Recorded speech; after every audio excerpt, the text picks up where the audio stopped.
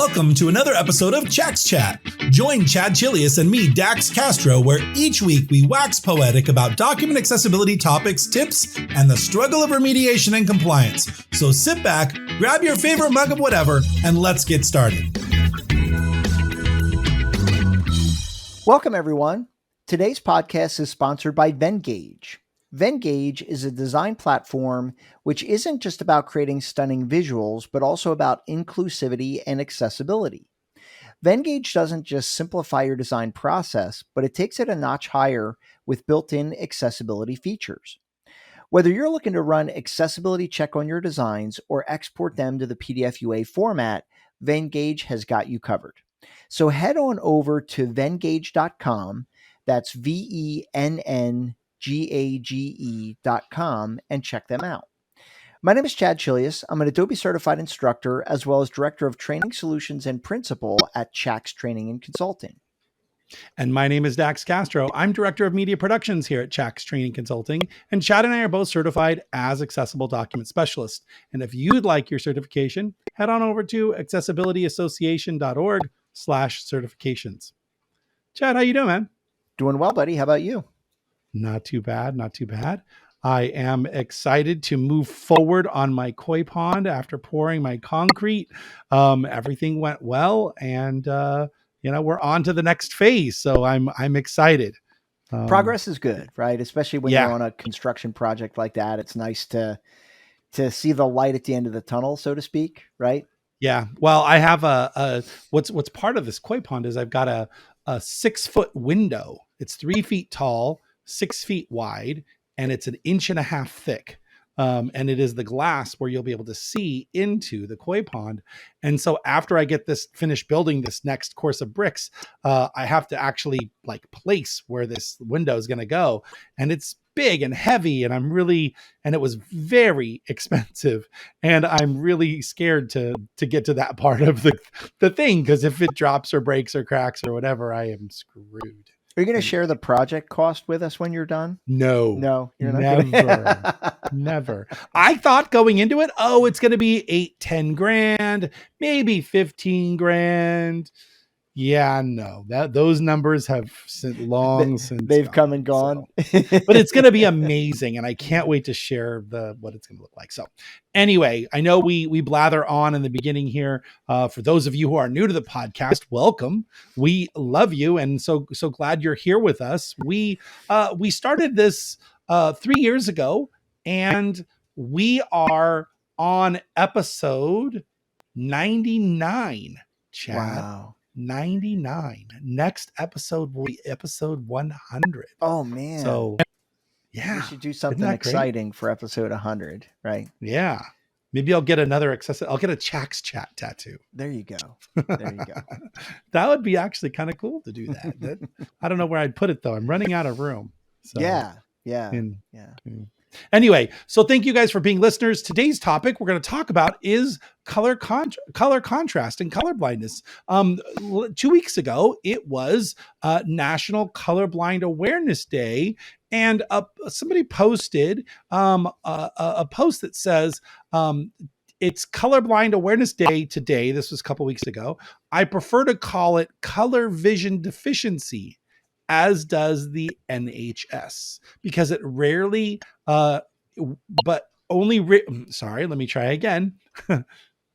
As it's only very rarely that someone has full color blindness. And you and I talked a couple podcast episodes ago about Vengage's color they have color simulation modes inside their thing. And for those of you who haven't listened to that podcast, they're an alternative to Canva, and they've got a whole bunch of accessibility tools. But one of the tools they have is a color simulation set where you can do all sorts of colorblind simulations, deuteranopia, protanopia, and one of them is full color blindness, which would be someone who can only see in black and white, which is super rare. Yeah. So today, Chad, I think we should focus on giving people some tools they can use, and maybe talk through a couple of scenarios for how they can make their designs that include color more accessible to people who are color deficient. Well, Dax, too, and maybe before we dive into this, I thought it might be interesting to just kind of, because similar to our previous podcast where we were talking about the reading order, and we often hear from people, it's like, oh, does it really matter? Do I really need to set the reading order? And I feel like people may have the same feeling about, making their designs, colorblind compliant or have sufficient color contrast. And so, just some really quick statistics, right? There are an estimated 300 million people in the world with color vision deficiency. Yeah. That's a lot of people, right? Right. And 1 in 12 men are colorblind, about 8% of the population, and 1 in 200 women are colorblind, about 0.5% of the population. So If I you're just yeah, that is definitely, if you're a woman, the chances of you being colorblind are very low. However, another statistic to note is that people who have darker complexion have a lower propensity for color blindness, and Mhm. people who are whiter in complexion. So if you're from Scandinavia or Norway or the UK or anywhere where you're predominantly white, your chances of being colorblind go up to as much as 11%. But even though we're throwing out those statistics, I happen to know someone who is a female from Nigeria who is colorblind. Mm. So, yes, maybe 0.5% or Yeah, 0.25% for someone. The statistics help us bring awareness, but it doesn't, even the smallest piece of statistic means that person could be affected, sure, sure. And you and know? and the other statistic we've put out there before, Dax, is the most the most how do I want to Prevalent. phrase this? The group of people who are most likely to be colorblind are Uh huh. older white men, right? I know Yeah, for you sure. just said that, right? But Right. we remember that, and when you think about like corporate culture, right, and you think Yes. about like when you're pitching an idea or you're presenting to people, who are you typically presenting to, right? Yeah. It's very often that segment of the population. So make helps to make sure that your presentation material is impactful, no matter what. Well, it's interesting because you think about this most of the time when we're submitting. In my world, it's submitting RFP submission for an RFP. An agency puts out an RFP, a request for proposal, and you supply a proposal amongst a bunch of other people who are submitting proposals for their trying to win the project. And people might say, well, colorblind design doesn't really matter. That's not going to make or break my whether I win the project or not. Right. No, but if there's a panel of 10 people that are judging your presentation and you've used colorblind friendly designs, that one person who is like, wow, okay, they get it. Because they're so used to being marginalized. When someone's deliberate about making a change by adding a label or a line stroke or a shape, you have now probably won that person over, as long as everything else is equal, your skills and all that. All things being equal, you've now made a champion in your corner. And I think people don't realize that. I'd much rather have a guaranteed yes vote on my panel, because I did that than not. And Well, and, people, and to your point, Dax, I mean, like if somebody's on the fence about the yeah, topic you're presenting, right, and they can't understand the the elements in your presentation, which way do you think they're going to go, right? I mean, you know what I agreed. mean. There's a very good likelihood that they're going to be like, oh, it's a no for me. I don't understand this, and we're gonna say no. So I think it can make a significant impact. Well, and state and federal agencies, every state and federal agency across the whole United States, and is required to make their deliverables accessible, and it's usually part of the RFP requirements.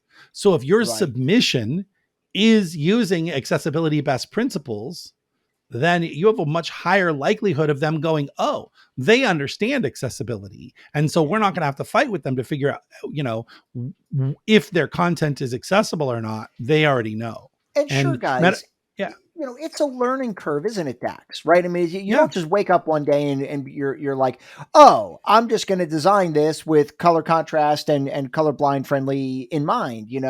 It's a learned skill, right? right. You've taught me a lot, Dax. You're able to look at colors and be like, oh, that meets minimum color contrast. I can't do that yet. I'm Sure. not quite at that point, but I use tools that validate whether it is or it is not in compliance, right? I just leverage the Right. tools to ensure that they can. So, Yeah. maybe one day I'll be where you are.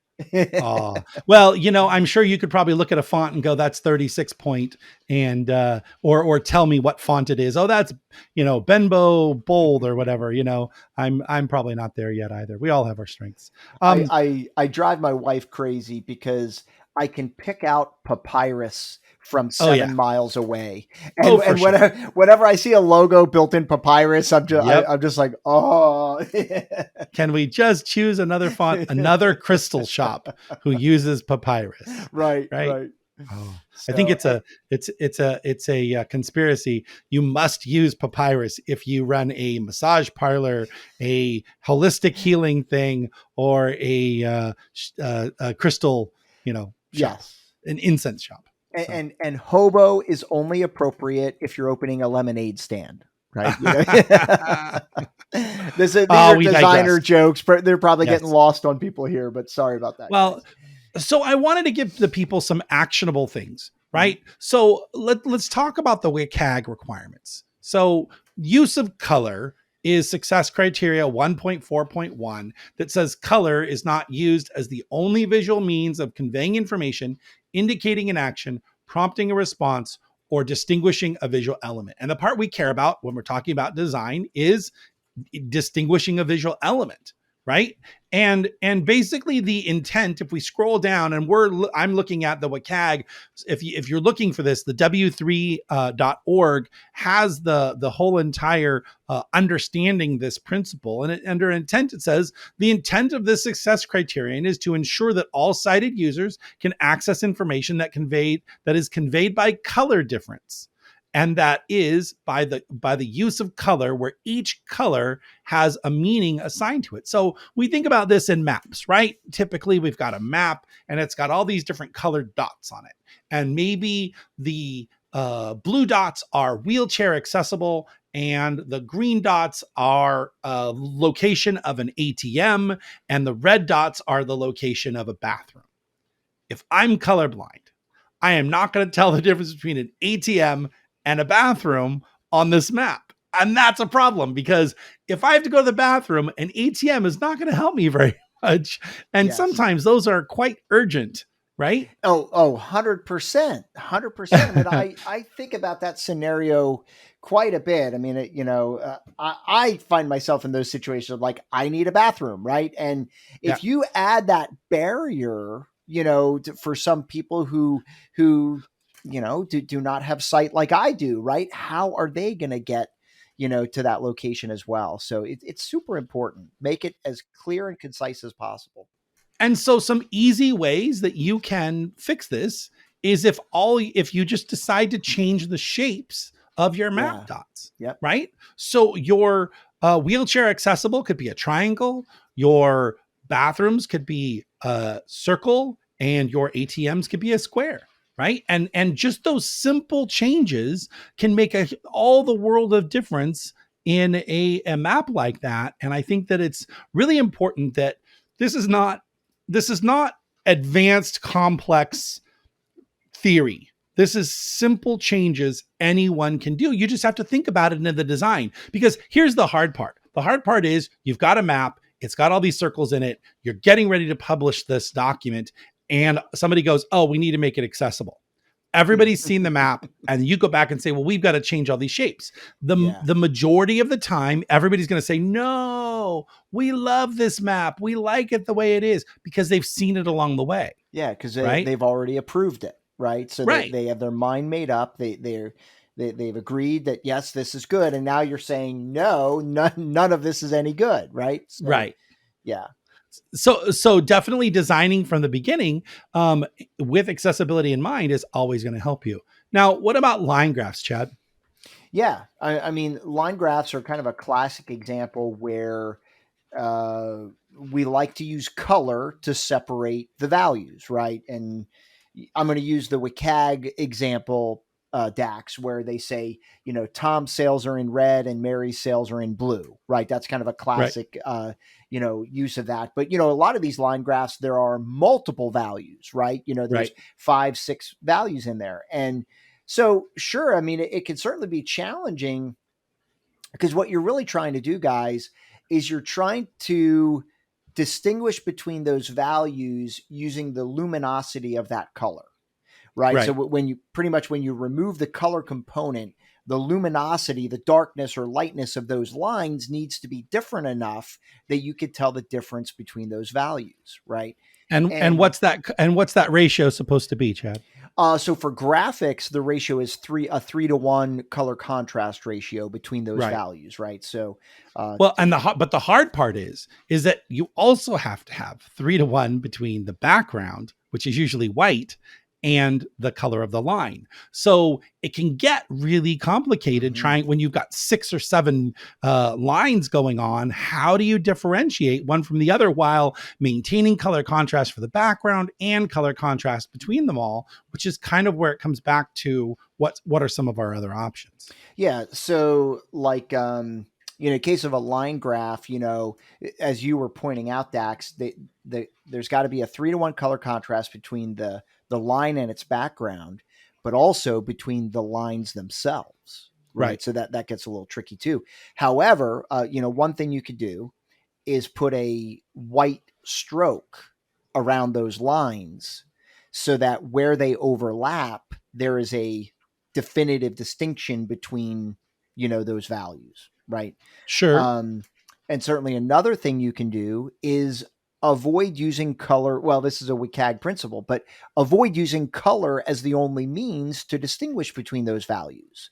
So one way to do that is to add a pattern to those lines, right? So, Right. like within the line, you could do like a dotted pattern, a striped pattern, square pattern, checkered pattern. You have a lot of options in there. You could leave some of them solid if the colors are different enough, but for the other ones, you could put a pattern in there to further distinguish them between one another. Well, if the strokes are thick enough, you could definitely do that. But what happens when the strokes are really thin? You just got a 1 point line. Adding a Yeah, pattern there really isn't going to help. So what are that's our true. options? Well, as I said, you could put a stroke around them, right? So you'll have a 1 point stroke and then put like a white border around those elements so that where they overlap, now there's a higher distinction between those elements, right? That's Well, one thing you and could then of do. course we could also use a dotted line or a dashed line Oh, or oh, yeah. I guess that kind of goes back to the pattern, but you're right. I wasn't describing it correctly. So yeah, I mean well, if you have a the pattern fill, well, we're just for those listening, right? There's two different options here. If you have thick line and mhm, your line is, I don't know, 25 point, you could definitely add a texture to the line, a cross hatch or something else, like you mhm, said. But when the line is thin, yeah, that pattern isn't going to work. So now you need a stroke of a dotted line or a dash line or a dot and dash mhm. combination. And what's nice is an Illustrator, you have Oh the yeah. gap, you have the dash and the gap. So you have lots of So control over different yeah, patterns. you could even do a dashed line where the dashes are really close to each other, and then Yep. another dashed line where they're further apart, right? And that Yep. makes them easily distinguishable between one Or another. you can even make it a dash and then 2 dots and another dash and 2 dots. I mean, there's all sorts of things you can do, but it's about the doing, making sure that they're different, right? In addition to that color contrast. Now, the other thing that you can do is add labels, right? Adding a Yes. label to the end of the line will definitely help. In fact, a lot of the times it makes the bar chart or line graph much easier. When we get to the case, we're talking about a line graph, but much easier because you can remove the legend. Now you don't have to worry about the Yeah. legend being in there because you now have labels that tell you what all those different values are, and it makes a difference. Yeah, because like the legend, that could be a cognitive barrier, Dax, right? Yeah. Because you're forced to compare the graph to this legend, and create a correlation between the two. And that could be a cognitive load, right? I mean, that could be a challenge for certain people to establish that relationship between those two elements, where when you just put a label right there on the graph, it's a lot easier to, to perceive. I don't know how many times I've looked at a legend and the amount of line in the little box that is supposed to tell me what it is so small that when you start having 6 or 7 different variations of a dot or dashed line, you don't get enough of that pattern inside the legend to really know what's what. One of the other things that you can do is when you have data points from, your line changes across a graph, having those data points be different shapes, right? So if a data point can either just be a change in angle, or there can be an actual shape at that data point.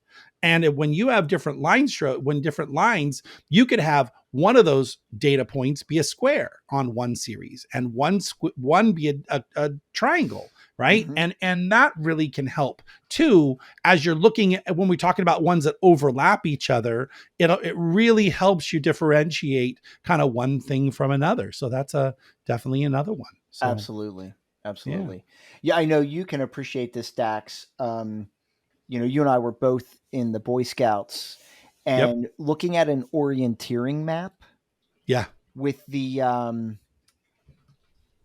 what are those lines called that show that Contour lines. elevation? The contour lines, Yep. man, that they could be really challenging to read. Yeah. So I just thought about that as we were having the discussion. Yep. And they use labels, right? So as a contour line Yeah. goes around, there's usually a gap. And in that gap, it has a number that has an elevation, or it's usually an elevation that tells you kind of how high, what the difference is there. So Yeah. definitely. Yeah. So let's talk about pie charts, right? So pie charts are another common one, right? And so when we have pie slices and the slices touch each other, again, we have to have a 3-to-1 color contrast between one pie slice and another pie slice. And sometimes that's hard based on the color values that we have. But if you add, like you said earlier about the line graphs, if you add a white stroke that sufficiently separates each of the different pie slices, now that slice only has to be 3-to-1 color contrast between it and the background. And that's a really nice way to kind of make sure that it's one item is distinguishable from another.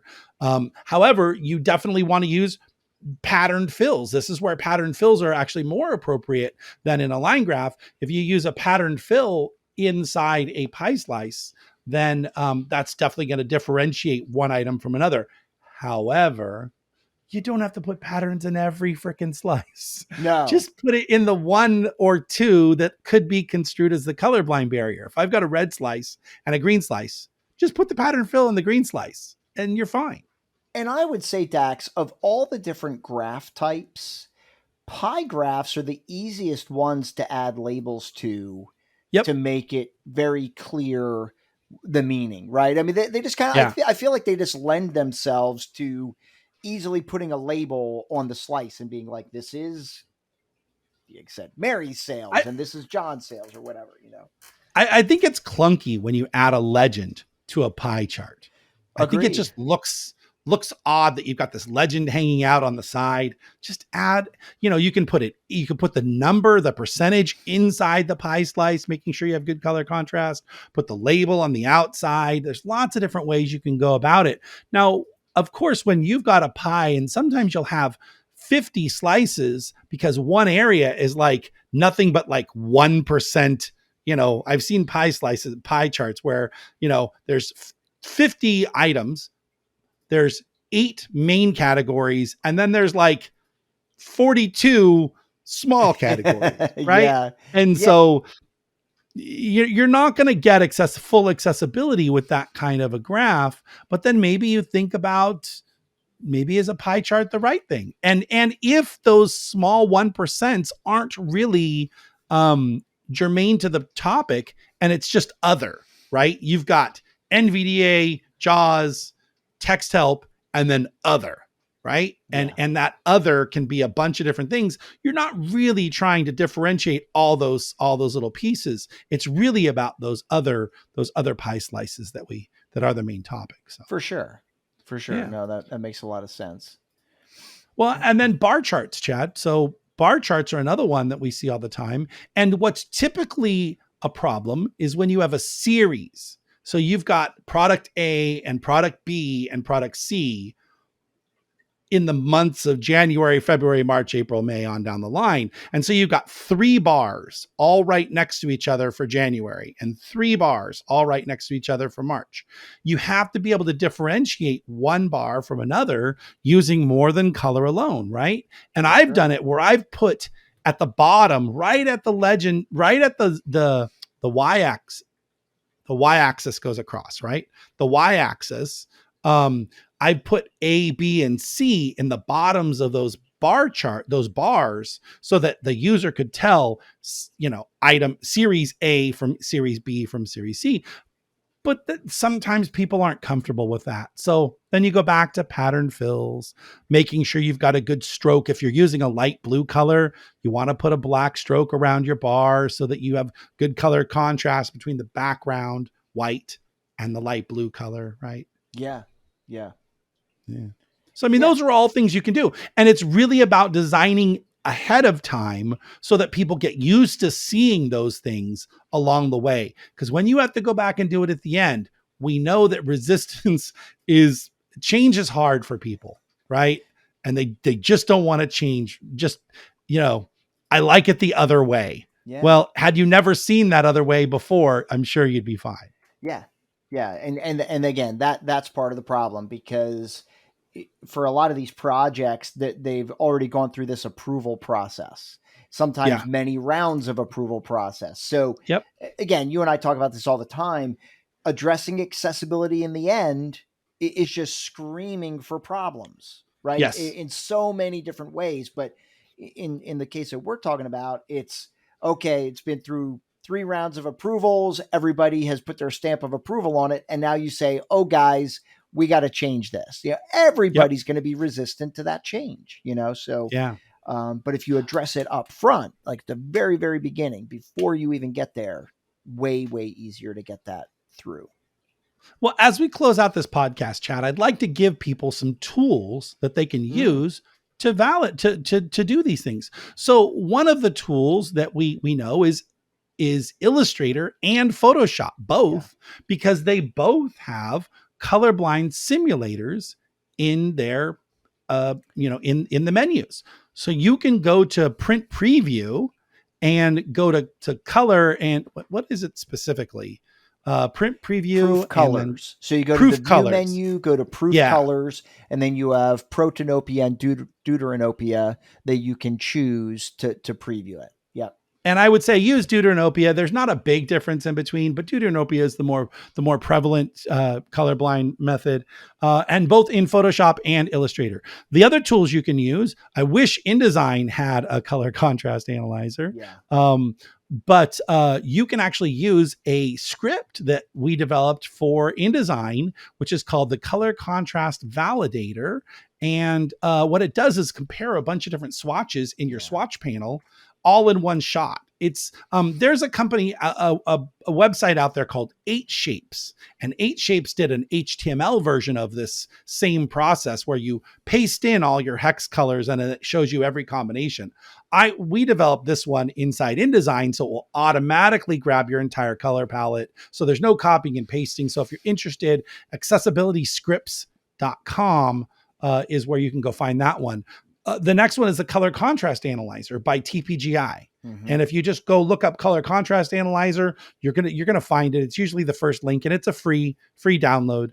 And then finally, color.adobe.com has both a colorblind simulator, color playground, color contrast analyzer, and then it also gives you suggestions on other color contrast things that are in fact other color contrast combinations that are close to your color. So that's kind of a really cool thing. And so I'm going to do a shameless plug here. I mean, if anybody's interested in seeing this in action, I'm going to be speaking at Adobe Max in October.